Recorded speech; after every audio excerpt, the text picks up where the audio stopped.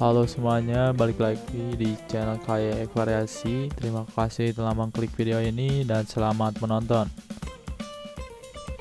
Sebelum kita lanjut ke videonya, saya kali ini mau review atau mengulas mengenai modifikasi Yamaha WR 155R. Yap, motor yang baru keluar kemarin dan lagi hype-hype-nya, tapi pembahasan kali ini berbeda dengan sebelumnya. Saya di sini ngambil tema kayak gini, jadi semacam podcast kayak gitu, biar kalian juga mungkin sambil aktivitas yang lain ya sambil dengerin video kita ini. Jadi bakal ngampilin gambar-gambarnya seperti ya semacam review kayak gitu, cuman temanya podcast. Biar mungkin inovasi lah ya, biar kalian gak bosen juga. Videonya itu aja, dan semoga aja kalian suka dengan video kayak gini ya. Nah, pertama kali kita lihat dulu motornya.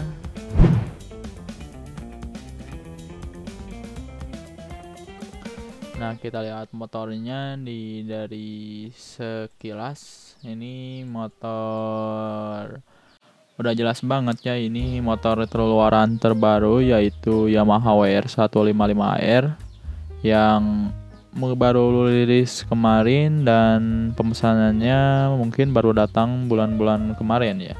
Kalau nggak salah itu inden dulu beberapa bulan. Nggak tahu kenapa, mungkin emang dari sananya kayak gitu. Nah, sekilas kalian pasti udah tahu apa aja yang dimodifikasi di motor ini. Jadi sebelum itu saya mau disclaimer dulu kalau ini tuh fotonya dari website Motoplus. Jadi bisa kalian cek, linknya udah saya taruh di kolom deskripsi video. Ya buat kalian siapa tahu aja yang mau baca, dan kalian kalau mau dengerin silahkan tonton videonya sampai habis. Pembahasan kita yang pertama yaitu bagian dari kulitnya atau kita biasa sebut sebagai stripping. Nah, motor ini tuh kelihatan banget udah ganti strippingnya, jadi bukan stripping original karena ada beberapa logo yang kayak monster, ada nomor pada bagian kapot di sampingnya, nomor 167 kalau nggak salah ya. Ya, jadi ini udah di custom strippingnya yang memang umum di pasaran. Kalau supermotoan itu strippingnya beda dengan motor lainnya, jadi nggak mau terlihat sama ataupun mungkin disamain sama komunitasnya seperti supermoto militan yang sering saya lihat. Nah, itu stikernya ciri khas khusus. Jadi ya supermotoan identik dengan penggantian stripping di custom sesuai dengan selera penggunanya masing-masing. Jadi selain harganya yang terbilang murah, jadi stripping ini tuh bikin identitas motor kita jadi lebih berbeda dengan yang lain. Yang kedua itu dari segi kaki-kaki. Ini kalau kalian lihat udah umum sekali, sekaligus ciri khas motor kalau udah modif supermoto, yaitu di bagian ban setnya. Nih, yang asalnya untuk adventure ring 1821 ini udah diganti dengan ban aspal dan juga udah diganti dengan ring 1717. Penasaran speknya seperti apa? Nah, tonton terus videonya ya, jangan di skip-skip. Penggantian ban set ini sendiri ini udah banyak banget kita review. Jadi bisa kalian cek di video-video sebelumnya, banyak banget saya ngejelasin mengenai ban set yang rekomendasi buat kalian yang mau upgrade gitu. Ya siapa tahu yang dulu bosen ataupun yang ya pengen ganti kayak ini nih. Jadi motor yang baru langsung diganti ke supermoto Itu udah lumrah lah ya. Selain itu juga, jadi kalau digantinya ban set kayak gitu, enaknya kalau kalian mau ke gunung lagi itu nggak usah copot-copot banyak hal. Jadi tinggal kalian plug and play aja gitu. Dari keterangannya yang saya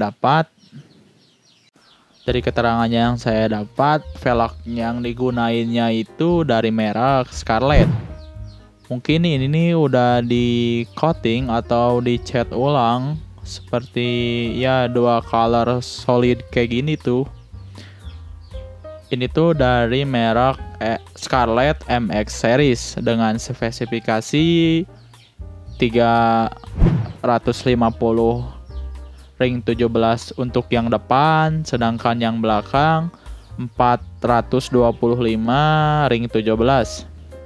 Velg yang cukup lebar untuk ukuran supermoto, tapi untuk disandingkan dengan bannya, ini tuh ban Pirelli Scorpion dengan ukuran 120/70 ring 17.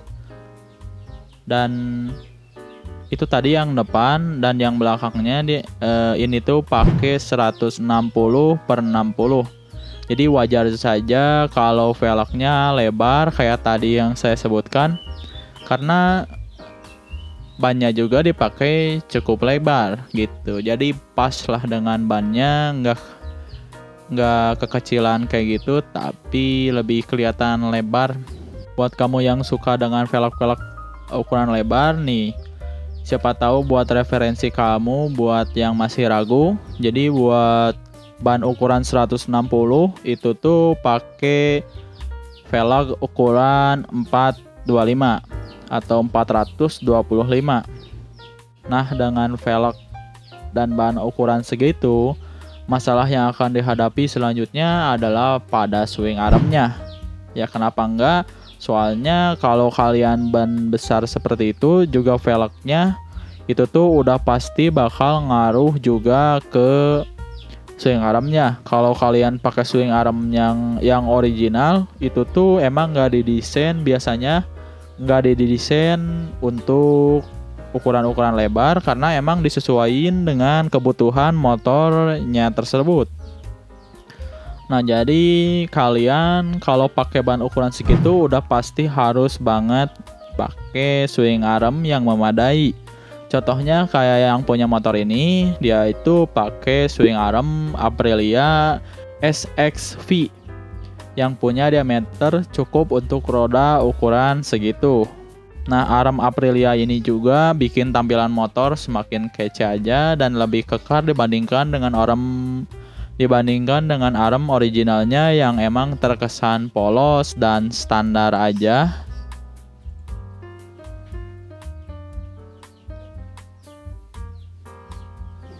Daripada mungkin pakai spacer.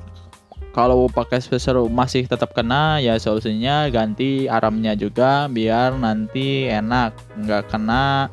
Biasanya ban luar itu kena rantai. Nah, itu solusinya bisa pakai spacer gear. Tapi kalau ukurannya gede kayak gini, itu saranin pakai arm yang emang ngedukung untuk diameter ukuran segitu. Dia itu, ini dari keterangan yang saya dapat, dia itu pakai gear ROZ warna biru dengan ukuran 44 dengan besar 520. Jadi bukan 428 tapi yang 520-nya. Dan rantainya itu dia nyebut sih merek DID Japan, katanya biar tarikannya lebih enak dan nggak bikin motor keberatan. Karena velg dan bannya yang cukup besar, udah pasti itu tuh bakal membuat motor ini jadi berat tarikannya. Tapi dia itu percaya dengan ukuran gear dan dengan penggunaan rantai dengan merek tadi, itu tuh masalah berat tadi bisa kita atasi dengan pemakaian yang tadi saya sebutkan. Untuk selanjutnya dari segi udara nih atau knalpot yang digunakan adalah dari merek ProSpeed. Nah, ini bisa kelihatan dia itu pakai merek Prospeed. Nah, mungkin karena ada juga beberapa opsi kalau kalian pengen selain dari Prospeed itu dari Norifumi juga ada. Untuk Yamaha WR udah ngeluarin produksiannya yaitu dari model Rocket 4. Jadi bahannya juga udah stainless, dan bisa kalian cek di video sebelumnya saya sudah sempat bahas mengenai knalpot untuk WR ini. Opsi lah buat kalian yang mau cari knalpot untuk WR juga.